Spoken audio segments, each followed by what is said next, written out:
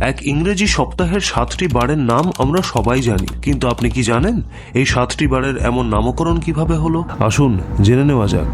সপ্তাহের 7 বারের ইংরেজি নামের 3টি এসেছে সৌরজগতের 3টি গুরুত্বপূর্ণ গ্রহ, উপগ্রহ এবং নক্ষত্রের নাম থেকে। যেমন স্যাটারডে অর্থাৎ ডে অফ স্যাটার্ন বা শনি গ্রহ বা শনি দেবতার দিন, সানডে অর্থাৎ ডে অফ দ্য সান বা সূর্যের দিন, মানডে অর্থাৎ ডে অফ দ্য মুন বা চন্দ্রের দিন, এবং বাকি 4টি এসেছে 4জন স্ক্যান্ডিনেভীয় দেবতার নাম অনুযায়ী।